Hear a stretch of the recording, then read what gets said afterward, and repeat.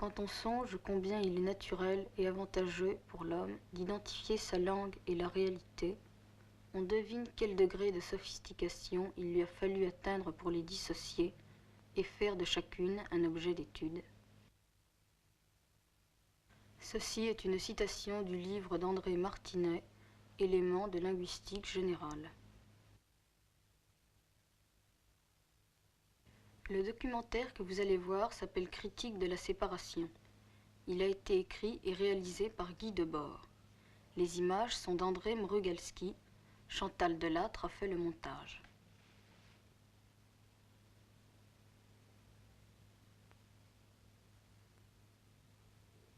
Ce film, achevé au mois de février 1961, est produit par la Dansk Fransk Experimental Film Company.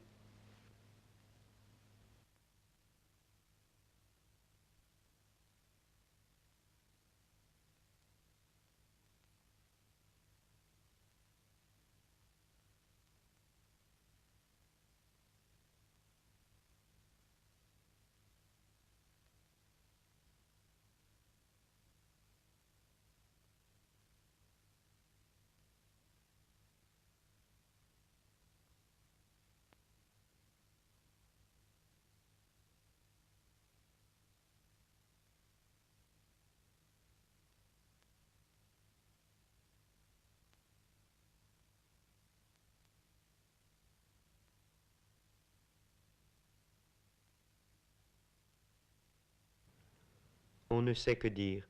La suite des mots se refait et les gestes se reconnaissent en dehors de nous. Bien sûr, il y a des procédés maîtrisés, des résultats vérifiables. C'est très souvent amusant. Mais tant de choses que l'on voulait n'ont pas été atteintes, ou partiellement, et pas comme on le croyait. Quelle communication a-t-on désiré, ou connu, ou seulement simulé? Quel projet véritable a été perdu?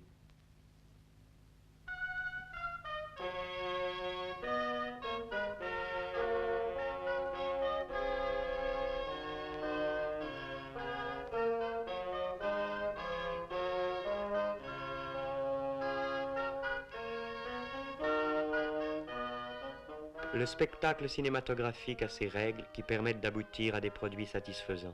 Cependant, la réalité dont il faut partir, c'est l'insatisfaction. La fonction du cinéma est de présenter une fausse cohérence isolée, dramatique ou documentaire, comme remplacement d'une communication et d'une activité absente.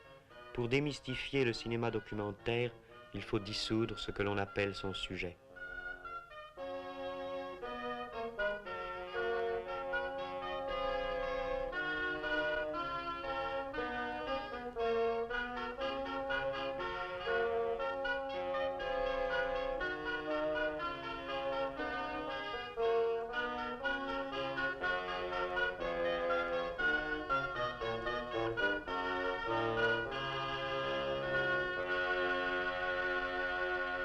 Une recette bien établie fait savoir que dans un film, tout ce qui est dit autrement que par l'image doit être répété, sinon le sens en échappera au spectateur.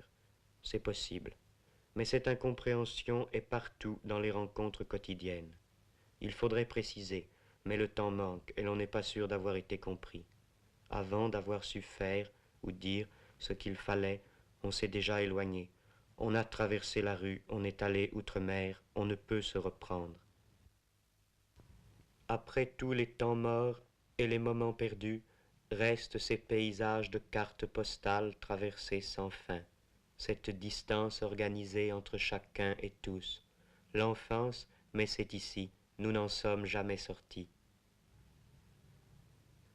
Notre époque accumule des pouvoirs et se rêve rationnel, mais personne ne reconnaît comme sien de tels pouvoirs. Il n'y a nulle part d'accès à l'âge adulte, seulement la transformation possible, un jour, de cette longue inquiétude en sommeil mesuré. C'est parce que personne ne cesse d'être tenu en tutelle. La question n'est pas de constater que les gens vivent plus ou moins pauvrement, mais toujours d'une manière qui leur échappe. En même temps, c'est un monde où nous avons fait l'apprentissage du changement. Rien ne s'y arrête. Il apparaît sans cesse plus mobile. Et ceux qui le produisent, jour après jour contre eux-mêmes, peuvent se l'approprier, je le sais bien.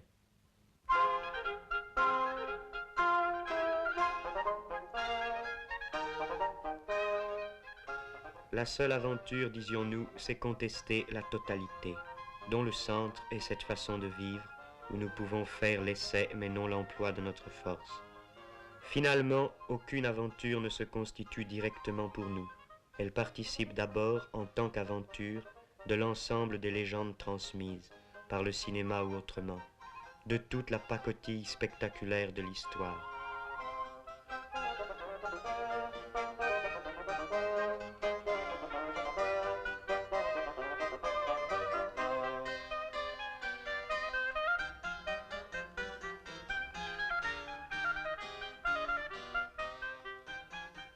Avant la domination collective de l'environnement, il n'y a pas encore d'individus, mais des ombres hantant les choses qui leur sont anarchiquement données par d'autres.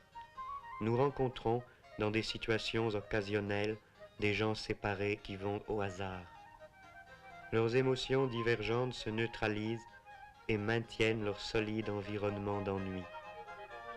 Aussi longtemps que nous ne pourrons faire nous-mêmes notre histoire, créer librement les situations, l'effort vers l'unité introduit d'autres ruptures.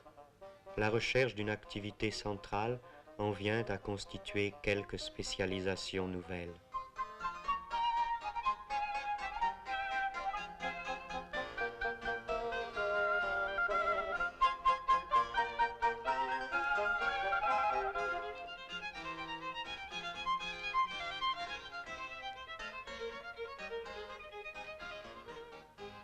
Et quelques rencontres seules furent comme des signaux venus d'une vie plus intense qui n'a pas été vraiment trouvée. Ce qui n'a pu être oublié reparaît dans les rêves. À la fin de ce genre de rêve, dans le demi-sommeil, les événements sont encore tenus pour réels un bref instant. Et les réactions qu'ils appelleraient se précisent plus exactement, plus raisonnablement, comme, tant de matin, le souvenir de ce que l'on a bu la veille. Ensuite vient la conscience que tout est faux, que ce n'est qu'un rêve, qu'il n'y a pas de fait nouveau, pas de retour vers cela, pas de prise. Ces rêves sont des éclats du passé non résolu. Ils éclairent unilatéralement des moments autrefois vécus dans la confusion et le doute. Ils font une publicité sans nuance pour ceux de nos besoins qui sont devenus sans réponse.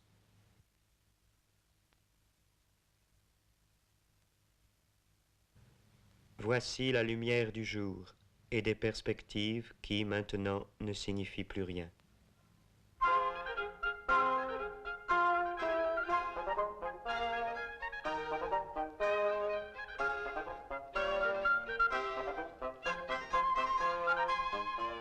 Les secteurs d'une ville sont à un certain niveau lisibles, mais le sens qu'ils ont eu pour nous, personnellement, est intransmissible, comme toute cette clandestinité de la vie privée, sur laquelle on ne possède jamais que des documents dérisoires.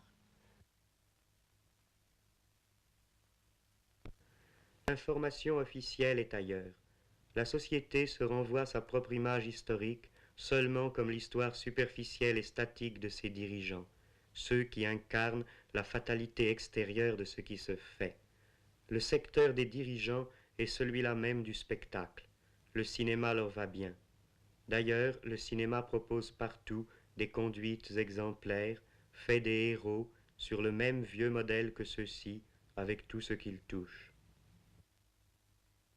Pourtant, tout équilibre existant est remis en question chaque fois que des hommes inconnus essaient de vivre autrement. Mais toujours ce fut au loin. On l'apprend par les journaux, par les actualités.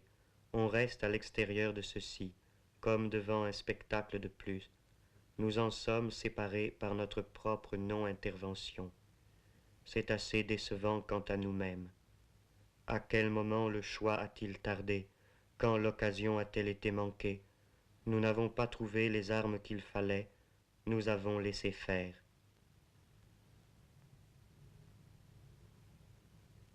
J'ai laissé faire le temps, j'ai laissé perdre ce qu'il fallait défendre.